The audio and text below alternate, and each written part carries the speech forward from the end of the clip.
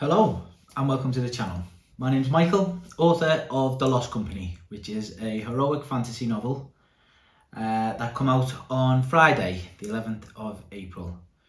This won't be part of my normal indie publishing series. This is more, I just wanted to jump on and just share some immediate reflections from the whole indie publishing process and how the pre-sale went and just everything, and just give some kind of really live raw emotions as I'm going through them, rather than do this at the end once I've like kind of finished the indie publishing series, and then it'd be like 4 or 5 weeks after the books actually come out. So I wanted to come on and just share some immediate thoughts about how I'm feeling, about how everything went, and then later down the line we'll do like a more polished version of like kind of lessons learned and stuff. But this is just some kind of off the cuff reflections right off the top of my head, and I'm not even going to kind of cut this video up or do any of the very basic animations that I normally do. We'll just have a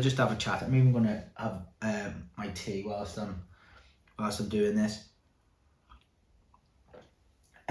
So yeah, I mean the immediate kind of feeling I'm having is relief. It's been tougher than I thought it was going to be in terms of being indie published.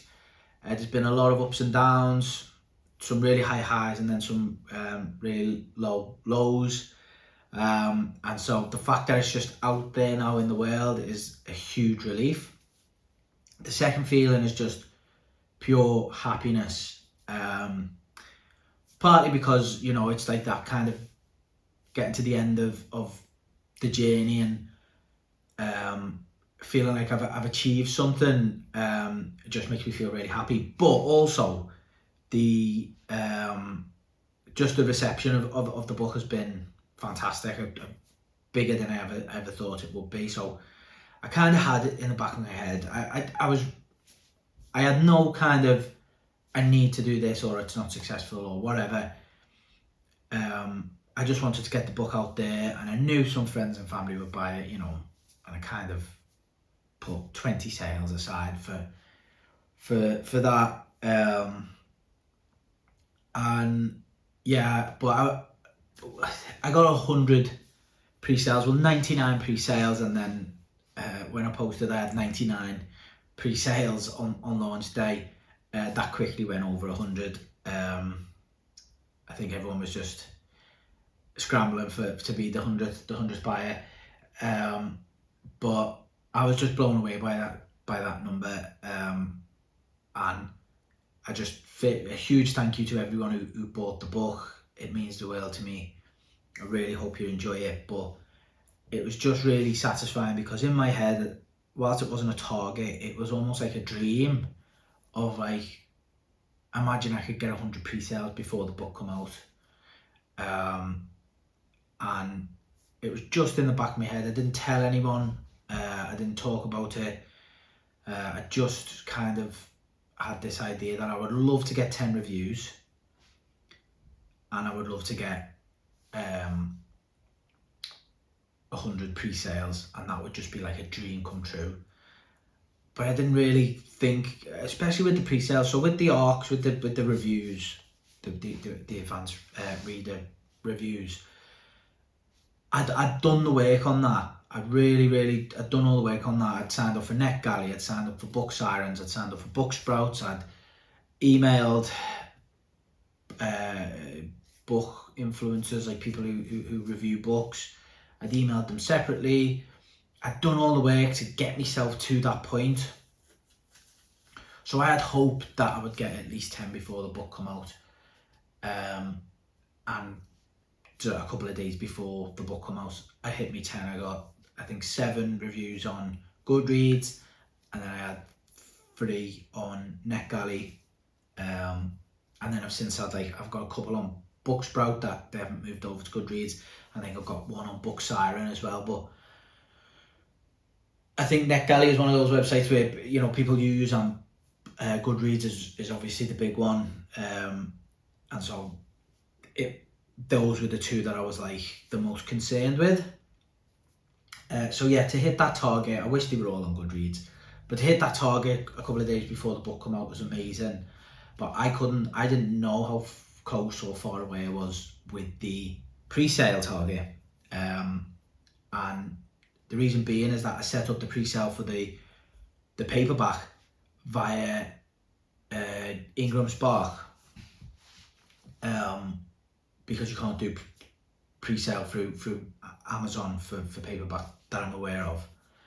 And Ingram Spark don't tell you who's pre-ordered the book, so it was it was very much a case of just waiting and see on launch day what it was, and I had 24 ebook sales, and so in my head I was like, the paperback is over three times more expensive, and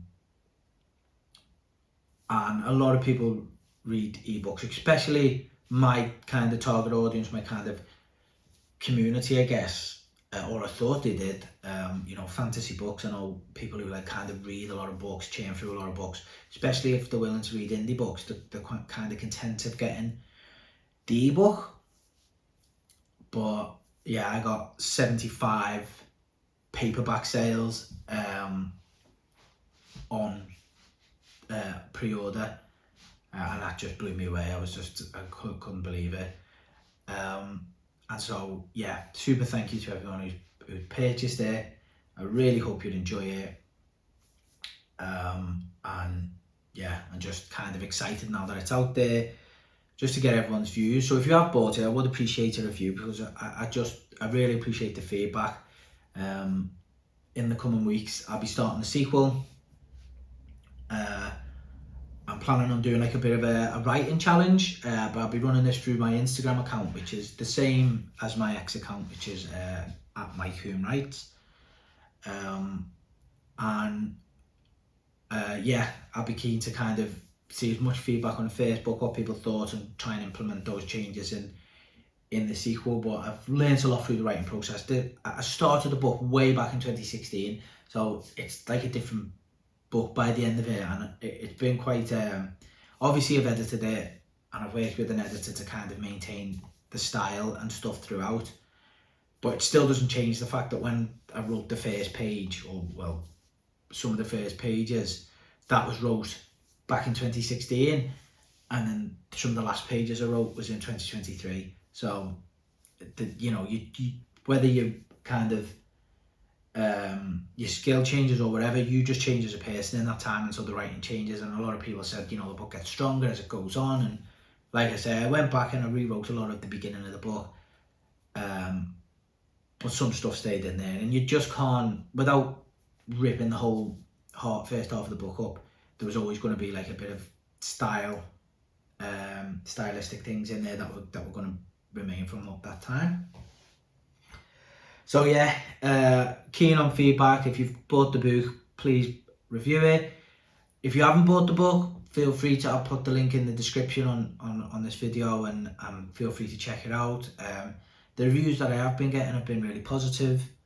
I think I'm currently at 4.44 on Goodreads, and then on NetGalley, I think 3 of the reviews have been 5 stars, and then there's been a 3-star review. So yeah, people are enjoying the book, and even the ones who aren't enjoying it are kind of getting something out of it and saying, I did enjoy this aspect. So yeah, it's all been really good. I spoke about like highs and lows. I'll quickly touch on them. I guess the low point was the kind of aftermath of hiring an editor. I spoke a little bit about this in my editor video, working with an editor video, and like the expectation versus reality. I wasn't blown away by what I got back. I've since come to like that I was really, really unhappy with what I got back from my editor. They did make a lot of changes. There was a lot of stuff that I'd done wrong. A lot of grammar errors, a lot of punctuation and format and things that they changed. But that's what an editor's for, right? And they've also missed an awful lot. And so when I was going through the ARC process, I I got a lot of feedback saying, oh, there was a lot of grammar errors that was like a little bit kind of disappointing, you know, ruined the flow of the book because I kept picking up on them. And that was just so disappointing because I'd done everything right, you know. I paid for an editor and I paid extra for my editor to do like a second revision of it. So not just edit it once, but once I'd made the changes, to go through it again and try and find any more. So to pay for that service twice and still have that feedback, I know there's always going to be errors. That's, you know, I find them in traditionally published books that I read and go, oh, I can't believe that's in there. So it was never going to be perfect, but for the amount that there was and the fact that I was getting feedback on it, luckily it was at the ARC stage, like the advanced reader copy stage, and when you send it out, you kind of put a little disclaimer saying, you know, beware, this is an ARC copy, and so there will be some formatting issues, will be some grammar issues. They'll hopefully be fixed before the release. And I was very, very lucky in that one of the ARC reviewers that I sent out to, Andre's early reads, any of the ones that he was picking up on, he was messaging me and telling me, and I just couldn't appreciate that anymore. It was super kind of him to do. He's got an excellent YouTube account, go check it out. He does some of those brilliant YouTube reviews of books, which he just got such a knowledge for the genre and other genres, and he's like picking out bits of the book and saying it really reminded me of this book and go check that book out. So yeah, fantastic channel, but also a fantastic person, and was a great help in finding some of those errors and putting me onto them. And hopefully now the finished book, I've done another run through it, and it's nice and clean. But that was definitely the low point, and lots of lessons learned there, and I'll talk a little bit about that in a future video in a bit more depth, about how I'll fix that going forward. But then on the flip side, the high point, I mean, there was plenty of high points, but I'd say the cover design, which was just having done that immediately after the editor fiasco, and then it just being near perfect, like just loving it, that was amazing. And I was a bit worried because there was like some issue with AI, and there was a big AI talk at the time about like people were just hating all the AI use, and I'm definitely on that side of the fence of, I don't like it in art, I don't like it in writing, I don't like it in design and illustrations and stuff like that. I don't like its use, and I was just worried about how much of it would be used in my design.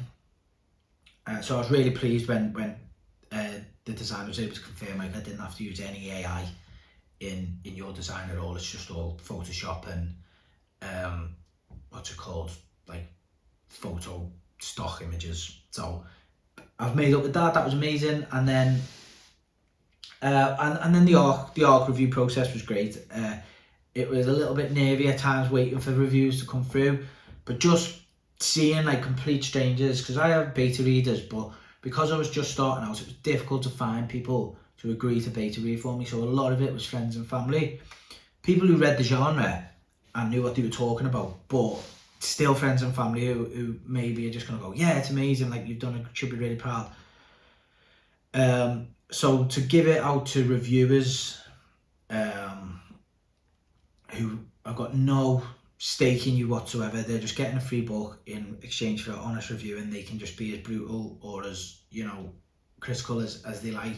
And then for people to be saying like, I couldn't put it down, I love the story, I love the characters, I love this thing, I love that. And like when someone's reading your book and says, oh, it made me feel this and this, and it's like, that is exactly what I was going for, that was just amazing as well.